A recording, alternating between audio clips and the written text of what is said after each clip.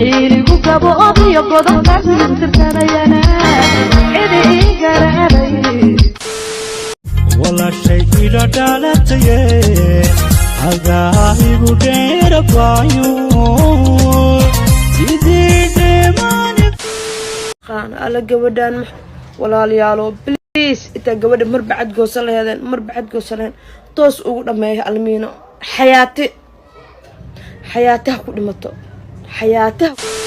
sida daawada muuqaalka hordhiciisa ka soo aragtay waa fahmo fiican oo dagaal ku gashay magaaladaasi Nairobi oo hadda la sheegay in ay magaaladaasi Nairobi xabsi lagu xiray ay xabsi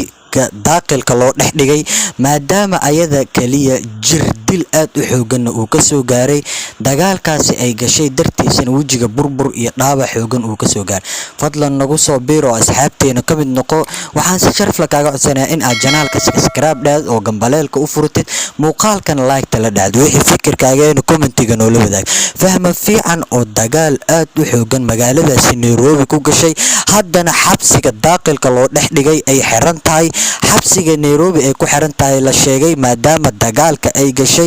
ayada nafsad ahaanteedana jirkeeda uu wajiga burbur ka soo gaaray iyo wajigeeda uu jirdil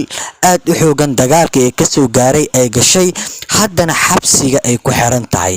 dagaalkaas ay gashay dartiisana ay hadda xabsiga daaqilka loo dhex dhigay oo dad badan hadda ay isku dayaya in laga soo saaro xabsiga si dagaalka ay gashay dadka ay isdagaaleen ay ka dacwoodeen iyadana xabsiga laga dhex dhigay haddana ay xabsiga xaadir ay ku dhex tahay fahmo fiican oo muuqaaladeeda aad u baraha bulshada u galgalay markii la arkay ayadoo wajigeeda dhaawacyo aad u xoogan iyo dhaawacyo daran wajigeeda ka muuqdo social media hadda la dhex keenay oo zaa'id ay u qarxday maadaama wajigeeda uu gaduud iyo wajigeeda dhaawacyo jirdil aad u xoogan uu ka muuqdo iyo dadka badanaa social media ay hal mar wada kaceen sida dhaawacyadaas aadka u xoogan uu u soo gaaray isweydiinayo oo haddana dagaalka ay gashay dartiisa xabsi loo dhex dhigay muuqaalkeeda oo aad u galgalay ayadoo ilmeynaysa oo social media la dhex keenay oo wajigeedana dhaawacyo uu ka muuqdo ay ilmeynaysa kaligeeda ay oonayso oo baraha bulshada oo saacadooyin ugu yar oo muuqaalkeeda aad u galgalay gaar ahaan aalada TikTok iyo dadka social media isticmaalo ay faragelin aad u xiiso gelin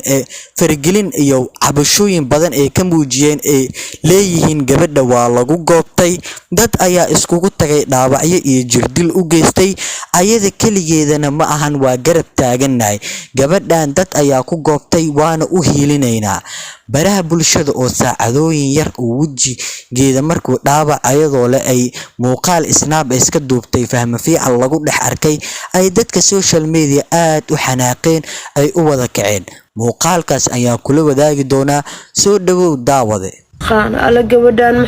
ولا ليالو بليس إنت جود مربعد جوسل هذا مربعد جوسلين توس وقول ما هي المينو حياته